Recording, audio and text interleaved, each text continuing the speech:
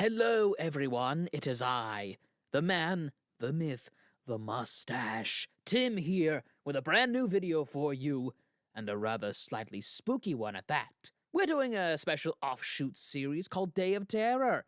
So, welcome to Day of Terror Episode 1, What If Midoriya Was a Serial Killer? That's right. I just wanted to stop by and say hello because you're in for a slightly spooky little story. So grab your jack-o'-lanterns and your candy because we're in for a fun little ride. When people come face to face with a killer, they often ask them why. Why do they do what they do? But in this day and age, it seems to be beyond the realm of comprehension that a killer snaps because they're sick of the joke being on them. I was sick of the laughter, sick of the jokes. So I figured it was high time I played some pranks of my own on those goddamn bastards who made life a living hell for me. So you want me to tell you a story, hmm? Here's the story of the quirkless killer. It had been a week after the USJ attack, and for Bakugo, almost an entire year now since Izuku Midoriya disappeared. No, disappearing would imply that he was okay. The nerd had literally gone off the grid ever since the whole sludge villain thing. He never showed up to classes, or school, or apparently, from what he overheard between his parents, Midoriya hadn't come home. There were no suicides, thankfully. If the dumb nerd had actually listened to him and swan dived, well, back to it. I still don't get why we worked with that masked pain-in-my-ass master. His plan for the USJ was awful. We didn't even get one kill. We might have, if we'd taken Nomu like we initially planned. Shigaraki grumbled towards a television as Kurogiri nodded in agreement with his young master, perplexed on why they were taking advice from some random teenager off the streets. Because, Shigaraki, that was a learning experience. I had to do some serious persuasion to convince your master to go through with it. So tell me, Shigaraki, how did the heroes beat you? A masked teen said as he walked into the bar, stained in blood. Because they cheated, that's how. You promised me dead heroes, and yet I don't see. Silencing Shigaraki, the teen threw an old beat-up yellow backpack onto the table. Inside were 3 photos. The first was of Kamui Woods writhing in pain under a gasoline truck as his body was on fire. The second photo was of Mount Lady, who had her feet trapped in 2 trucks and had obviously slipped and cracked her spine and neck. The third and final photo was of Death Arms, missing both his arms and his head twisted 180 degrees. You wanted dead heroes? There you go. Think of these as the first of many. But back to your education. You didn't lose because the heroes cheated. You lost because you played their game. You lost because you played by their rules. So, how do you beat them in the future? The masked teen turned over to look at Shigaraki as he held the chin of his theatrical mask. We play my game. My rules. Shigaraki said with a deranged cackle as he examined the carnage that this killer had been unleashing. Still, one thing bugs me. How did you pull these off? Shigaraki calmed himself and gestured to the photos. The teen shrugged at them before pointing to each one. How do you get rid of any annoying pieces of wood? You burn it down. Or in this case, cover it in gasoline and fire. Mountain Lady was too easy. I just flooded her body with a shut-up trigger and killed her with the old roller skate trick. I just had to use some trucks instead. As for Death Arms, he was boring, so I just decided to cut his precious arms off after I killed him, snapping his neck. It wasn't easy, but I got that ugly mug the wrong way around soon enough. Grabbing the yellow bag, the teen waltzed out of the bar, thumbing through a notebook and crossing out the names, Kamui Woods, Mount Lady, and Death Arms. The masked killer pushed his way into an old mannequin warehouse, long since abandoned and marked for demolition, or at least as the public face saw it. The construction company in charge of demolishing the warehouse was being paid off by the killer and his compatriot, keeping it standing and delaying the destruction date, almost as if they were renting the space out. Ah, Jester, welcome back. It's good to see you. I see from the bloodstains you had your fun and played your pranks, am I correct? Another masked man chuckled as he waved towards the killer named Jester. This fellow villain was the master acrobat and master thief, Mr. Compress. It was wonderful, thanks to your acrobatic teachings. I found moving around during my performances, or murders as the public will condemn them, to be truly liberating. As for my combat, I think I'm slowly improving, especially when I spar against the charming Uraraka. The Jester danced into a room and soon returned, dressed in an old Aldara Junior High uniform and red sneakers. He slowly removed his mask and crouched down next to a mini-fridge, getting out a pot noodle. You know, Izuku, my boy, you need to eat something far more substantial after coming in from a caper. Trust me, I have experience on the matter. One cannot survive off pot noodles and fast food alone, Compress said with an almost parental tone as he turned a nearby sink on in the break room. I have plenty of energy. If anything, I'm raring for my next prank. But I need to be smart about where, when, and who. Ooh! I know just the lunatic who lords his quirk over his prey before the kill to prank next. I'll make sure he gets the point of my barbed punchline. Izuku Midori looked towards Mr. Compress with a smile as he used a dagger to slice open his pot noodle. News articles were hitting every paper and TV in Japan about the demise of 3 heroes, but in truth, they weren't the only deaths, but they were just the ones mentioned by the media. This is how it all began, a path painted in blood and pranks. The engine hero, Ingenium, chased after the hero killer Stain in a vicious pursuit, the former shouting out to the latter as the red-clad villain rounded a corner into an alleyway. Stop where you are? Huh, that line doesn't typically work. Wait, what the? The two had stopped dead in their tracks, as the alleyway contained a massive All Might mannequin, painted and designed to resemble the number 1, almost meticulously so. Hanging above the mannequin was a sign that simply read, "Fist bump me to see if you're worthy." Stain slowly approached the giant figure of his own idol and gave it a fist bump. As childish as this was, he was a little curious to see what this was all about. Slowly, the arm outstretched by the mannequin pushed back and the sound of clicking could be heard, as a spliced recording of All Might saying different words played. Ha ha ha! Now that's what I call a good one! Now, my turn! Texas! The spliced recordings of stolen voice lines from various media stopped at Texas as a new voice laughed from the recording. Shred!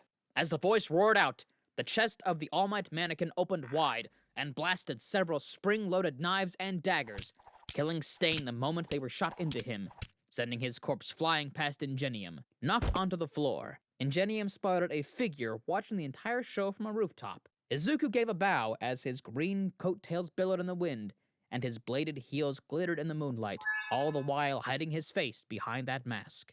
Thank you, thank you! Ah, dearest Ingenium, you've been a splendid audience. Please waste no time in spreading this to your compatriots. I, the Jester, shall hunt and kill any who use their quirks without a trace of humility, or just simply lack a sense of humor. I can't stand a boring crowd of hecklers. That's what happened to Death Arms in Kamui Woods when I killed Mount Lady. Still, as you can see, I don't target just heroes. So run along now, Ingenium. That is what your quirk is good for, isn't it? Izuku cocked his head at Ingenium as the teenage killer flipped a lighter on and off, whilst throwing and catching a cartoon-style bomb with a fuse in his other hand. It wasn't long after this. Jester was now the talk of Japan as his kills racked up, and some of the pros who pursued him made turning their deaths into sick jokes just too easy. Those who would manage to survive encounters with the Jester never forgot it. For example, Endeavor had thought he cornered the Jester, but instead, Endeavor ended up getting blasted by several extreme pressure water hoses and then getting locked in a walk-in freezer for 3 hours. Aizawa had a close call with this insane serial killer, but was saved by All Might and Class 1A after being shot by a rhino tranquilizer dart, knocking him out cold for several hours on end. Best sleep he ever had, but knowing he was inches from getting a bladed heel through the head at the same time was a worrying thought. Even Nezu was but inches from falling victim to the Jester's pranks. Luckily, Nezu was watching the news about how the Jester had openly announced he certainly hopes his next target will get choked up when they figure out who they are. Little to say, Nezu did indeed choke, but being quick, He stuck a finger down his tiny throat and forced himself to vomit up his tea. Then, sniffing his teacup, he was certain that was the right move. Poison. What made it even more insulting was that the tea bag had the words, "Got ya," printed on it. Just quickly interrupting today's video to let you all know that our merch store has received an update. Finally, at last, we have released our 70K merchandise. If you want some high-quality merchandise, the link will be in the top line of the description. I do recommend hurrying because some of the items will be only available for a limited time. Thank you all for 70K subscribers. With that out of the way, let's get back to the video, shall we? The Jester was never known to kill in the same manner due to his desire to keep the show going, and repeat acts were so very dull and boring, to quote him. Something had to be done before he started targeting civilians. But that was just it. Only villains and heroes seemed to be on his list. So, rather annoyingly, for the Japanese government and police forces, civilians were being less than helpful in helping to capture the Jester, unlike with most normal villains. Soon enough, on a radio broadcast that had been set up and called The Midnight Prank with the Jester, he would announce to Japan who his target was in a cryptic message and encourage the civilians, heroes, and villains to just kick back and enjoy the show. But not this time. This announcement, the Jester sounded infuriated beyond belief, as if he didn't want this one to be a show, but a demonstration. He just up and gave the name of his target, the location, and the reason. Redestro, or rather, Rikiya Yotsubashi, shall meet his end at Deku City for his crimes against the quirkless. Izuku growled over the radio before switching it off, then turning to a TV with two others, Mr. Compress and a girl in a UA uniform with brown hair and peaked cheeks, who sat in silence as they watched Izuku press his thumb down on a detonator, and from the live feed they witnessed the central tower in Deku City explode. This made things worse now. After this massive act, it was uncovered by the heroes and the media that Rikiya Yotsubashi was indeed a villain called Redestro, who was the descendant of Destro and sought to bring back his ideology. Along with that, many of the people who had died in the explosion were also members of this shadow faction dedicated to Destro's ideals and followed them zealously. It was after this news broke that now the Jester was being hailed as the blood-stained hero of the quirkless, and people were beginning to suspect he too was quirkless, as never had the Jester demonstrated the use of one. However, Izuku loathed the term being associated with him. Time to make it clear that the Jester isn't on anybody's side, trying to find a good target that'd cement he is no hero, but also maintain his public image, so it won't be betrayed by his supporters in the public, was harder than he thought. At least his near-death pranks on Endeavor always got people laughing. Even Endeavor's usually stoic son, according to the girl beside him, Ochako Uaraka. Then it hit him, as he spun in his chair, knocking over a few mannequins and watching a recording of the sports festival that year. A chained-up Katsuki Bakugo during the awards ceremony, shouting expletives at the audience and All Might himself. A perfect target.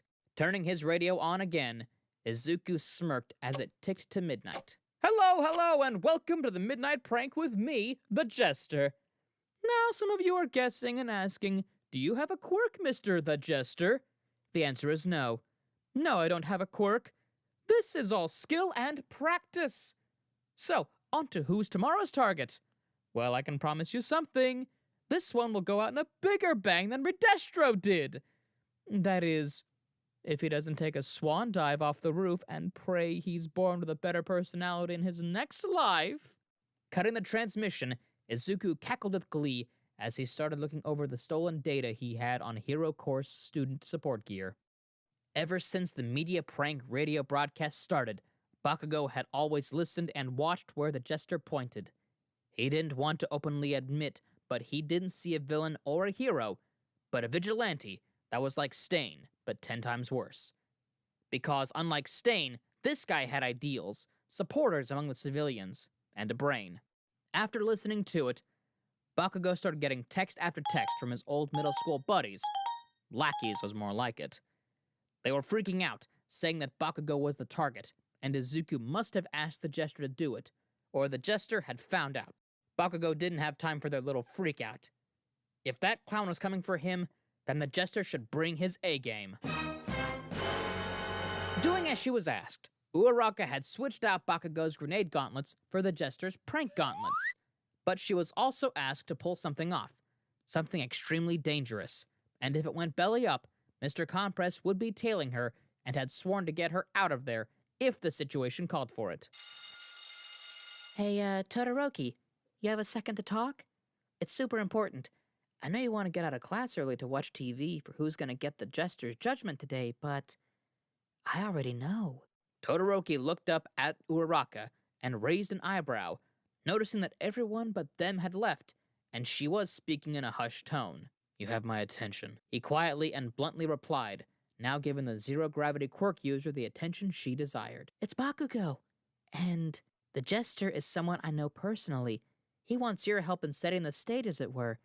He knows how much you enjoy watching and hearing about how he turns your father into a laughingstock, even going so far as to get Endeavor D-ranked to number 4 instead of letting him rise to number 1 after All Might retired. Todoroki looked at Uraraka for a moment and paused before nodding as he too made certain that there were no unfriendly ears. We have a deal, provided I get to meet him, without the mask. Now, what do I need to do to watch Bakugo get what he deserves? Todoroki smiled slightly, as he always would when in his dorm room, watching or listening to the Jester's broadcasts. It wasn't long before Bakugo came face to face with a heavily motivated Todoroki, who was demanding a one-on-one fight for a rematch after what happened at the sports festival, stating he knew neither were pleased with how it went and should be allowed to rematch between them, something that Bakugo was all too happy to oblige to. As for the staff, well, they knew it'd happen if they allow it or not, so should probably permit it and be on hand if anything goes wrong. Although, one caveat that Todoroki had was he wanted it to be really all out, which meant support gear and hero suits too. Eraserhead just saw this as a teaching opportunity, so why not indulge them? It wasn't until Bakugo was a good way through the fight that Todoroki flooded the combat zone with steam obscuring every camera and Bakugo's sight. Seeing a figure in the steam with a male outline, Bakugo went for him, but to his surprise, he didn't have Todoroki pinned down. Instead, he had the Jester held down by the throat. What a welcome back! Eh, Kachan? With a nickname spoken, Izuku let the mask slide off his face into one hand as he kicked Bakugo in the chest with his bladed heels. Bakugo's mind was in a rushing blur as Izuku put the Jester mask back on, securing his green hair under his tricorn Jester hat that was attached to the mask. Before he could finish, Izuku cut him off with a question. Hey, Kachan, how much have you been sweating fighting Todoroki, who, interestingly enough, has only been using his fire sight during this fight? The answer? Just enough. Izuku laughed as the steam cleared, and he pressed a detonator whilst cartwheeling away from Bakugo. Bakugo's gauntlets began to make Jack-in-the-Box music before tiny Bakugo bobbleheads sprang out from the hatches on each gauntlet, both playing an audio file of Bakugo saying the phrase, "Extra!" That was the last word Bakugo heard before his gauntlets filled to the brim with nitroglycerin sweat and backfired, blowing him up in a massive explosion. And that's the video for the day, so thank you all for sticking around. I hope you enjoyed it. Before I go, there's a little bit of housekeeping I want to do. First, I want to thank some of our patrons: BD Flames, Ethan Davis, Terry Chills, Shifter Meals, Adam Zadgel, Zavbeat03, Zill, and Joshua Phelps.